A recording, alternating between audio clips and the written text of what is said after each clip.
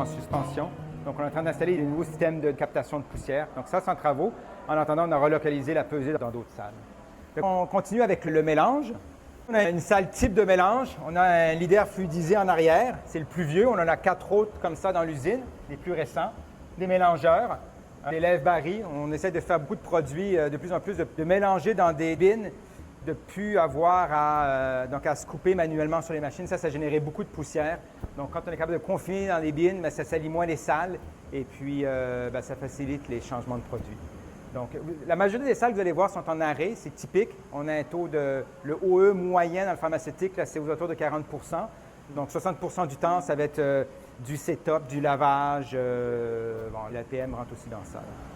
Donc, on a plusieurs salles comme ça, vous allez voir sur le parcours. Toujours généralement en trio. Donc, la première salle, c'est la salle d'équipement salle. Après ça, pour parler, on a la salle d'équipement propre au milieu, puis la salle d'équipement... Excusez-moi. Au milieu, on a la salle de lavage, puis en arrière, la salle d'équipement propre. Puis il y a un flot. On ne croise pas les équipements sales avec les équipements propres. Donc, ça rentre d'un côté, ça sort de l'autre. Puis il y a une cascade de pression aussi logique, là. Je vous ai expliqué là, les pressions différentielles. Donc, chaque salle est monitorée en pression différentielle, c'est enregistré. Et puis, on s'assure donc de ne pas avoir de contamination dans les corridors avec ce qui est produit dans la salle. Donc, salle de mélange, on a des équipements fixes. Ça, c'est un mélangeur à bine. La bine n'est pas là, on va avoir d'autres bines. Donc là, on rentre les ingrédients dans la bine, on clampe ça dans le mélangeur, il monte, il tourne sur lui-même, fait un nombre de tours défini, pas plus, pas moins. Et puis après ça, bien, on peut transférer dans des barils ou vice-versa. On a aussi beaucoup d'équipements mobiles. L'avantage des équipements mobiles, c'est qu'on est capable de les sortir, libérer la salle et les nettoyer pendant que la salle commence un nouveau produit avec d'autres équipements.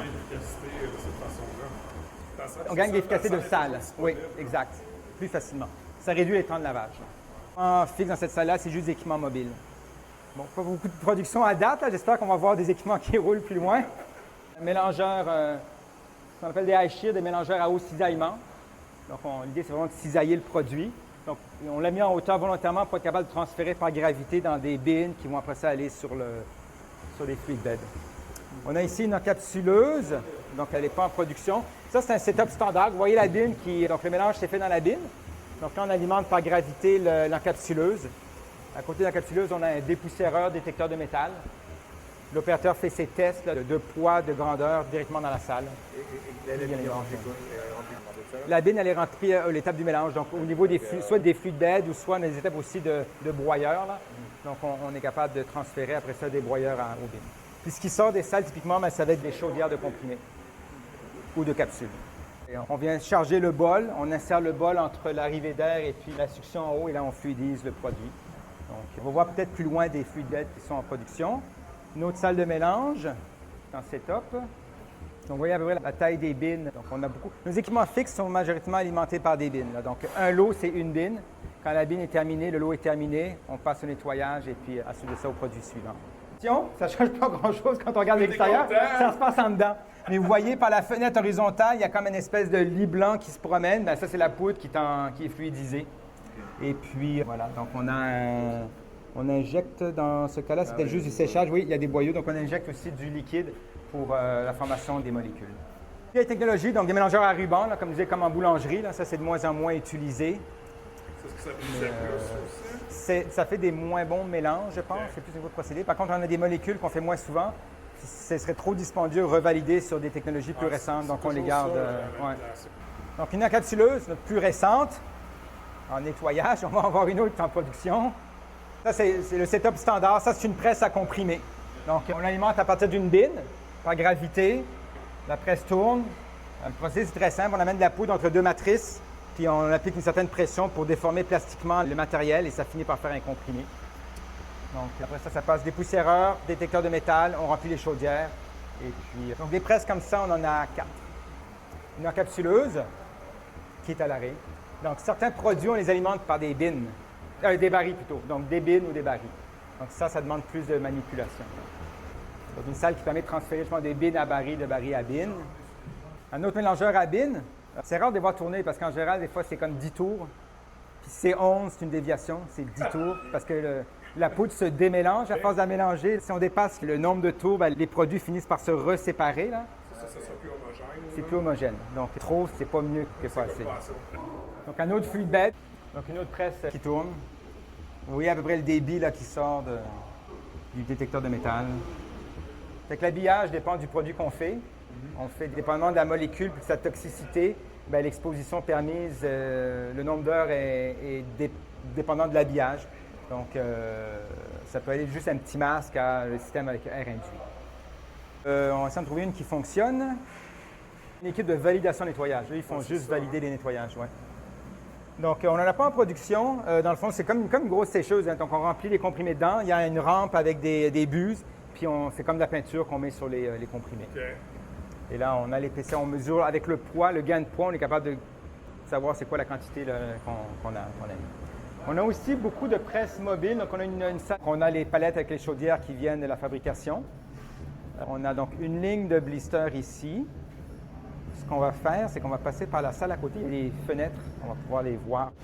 Donc, on est ici dans la zone primaire. Donc, les comprimés sont acheminés sur un convoyeur. Avant ça, on prend donc un film ça peut être un film de vinyle, où est-ce qu'on va imprimer, on va embosser des petites alvéoles qu'on va remplir avec les comprimés, puis on va recouvrir avec une pellicule d'aluminium qui aurait été pré-imprimée avant avec le nom du produit, la teneur, puis les dates d'expiration. Et après ça, le tout se trouve être embossé, donc scellé, et puis coupé après ça en plaquettes individuelles. Donc, beaucoup de systèmes de caméra là, pour vérifier le nom du produit, vérifier les dates d'expiration, etc. Là. Secondaire. Donc, ce qu'on fait ici, c'est qu'on vient prendre des plaquettes et on les met dans des cartons. Là, je ne vois rien sortir, c'est parce qu'ils sont probablement en setup de l'autre côté. On a vu où la ligne roulait, ils étaient probablement en train de faire leur mise en marche. Quand ils vont commencer à sortir des bonnes plaquettes, bien là, ils vont faire le setup sur les ajustements sur cette ligne d'emballage-là. On peut aussi mettre un pamphlet, donc une notice qu'on va plier et qu'on va insérer dans le carton. C'est similaire. Là, l'autre ligne, visiblement, on est vendredi, hein, fait que je pense qu'elle a fini sa semaine. Je vois que les lumières sont éteintes, comme on ne roule pas de fin de semaine. Non, évidemment, c'est jusqu'à 23 heures. On va rentrer par en arrière de la ligne. On va passer plutôt par en avant, excusez-moi. La zone secondaire, donc il n'y a pas de comprimé apparent. Première étape, c'est démêleuse à bouteille. Donc la machine, elle prend les bouteilles, elle les met sur le convoyeur, elle passe un coup d'air dedans, nettoie l'extérieur, être sûr qu'il n'y ait pas de poussière, quoi que ce soit. Zone primaire, on ne rentrera pas dans la zone primaire, ça prend des gants. Puis, en gros, première étape, on va mettre un dessicant. Certains produits, on demande à mettre un dessicant, donc on a une machine à dessicant. Après ça, on a la remplisseuse. C'est le cœur de la ligne, c'est le boulot aussi de production, c'est l'équipement là qui a la limite de cadence. Quand la bouteille est pleine, on a une bouchonneuse après. Et un coup que le bouchon est mis, là, on peut sortir de la zone primaire. Là, ici, par induction, dans le bouchon, on a l'opercule qui va être scellé sur la bouteille. Donc, si je défais le bouchon, je n'aurai pas le film.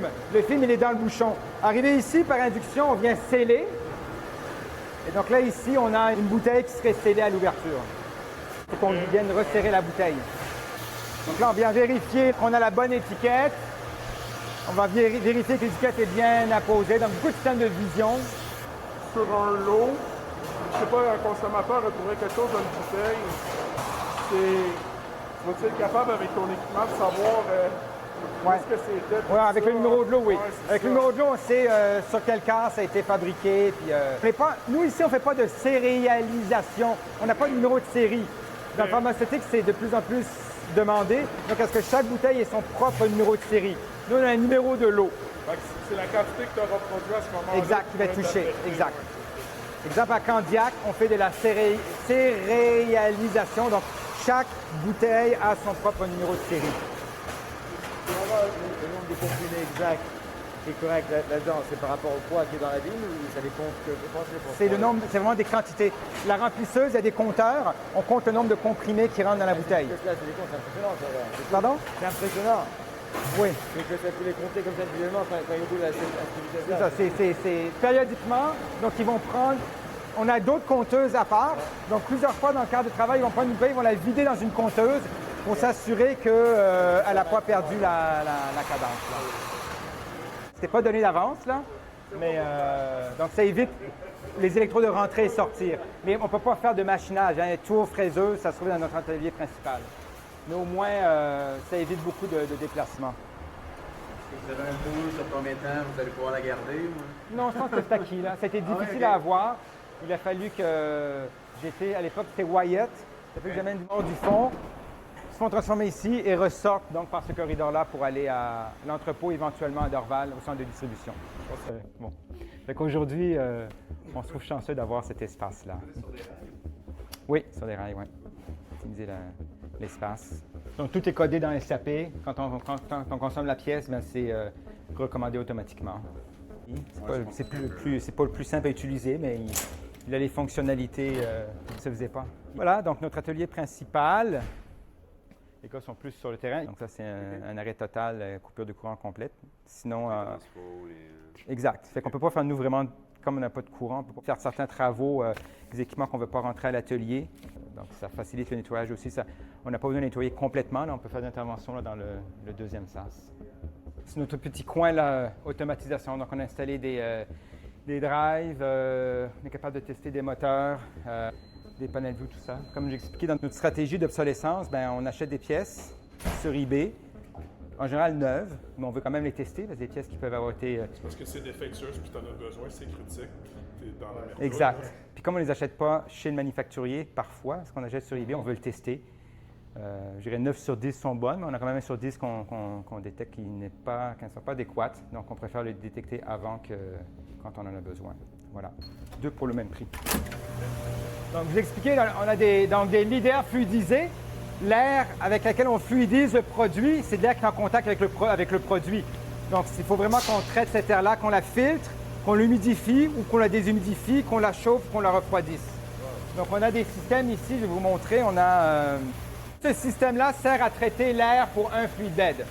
Puis, il y a aussi une étape de filtration, évidemment. Pré-filtration, filtration. Cet air-là n'est pas recyclé parce qu'elle est en contact avec le produit. Donc, on ne va pas réutiliser cet air-là qui peut être poussiéreuse et contenir donc, des substances actives. Donc, c'est évacué. Avant d'évacuer, on a un système de dépoussiérage parce qu'on doit récupérer là, le maximum de produits pour la destruction. Vous imaginez, c'est de la poudre en suspension, donc c'est hautement explosif. Même si c'est hautement explosif à la base, de la poudre en suspension.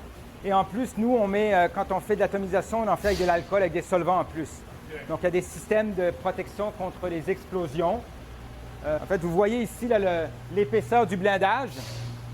On a des valves d'isolation. Donc, s'il y a une détection d'explosion, les valves vont fermer pour éviter que le dépoussiéreur, qui lui n'est pas à l'épreuve d'une explosion, lui a des extincteurs. Vous voyez les bouteilles rouges, il y a des extincteurs pour... c'est un système de suppression, donc s'il y a un incendie, mais l'explosion en tant que telle, on la confine dans le fluid bed. Nous, ça ne nous est jamais arrivé.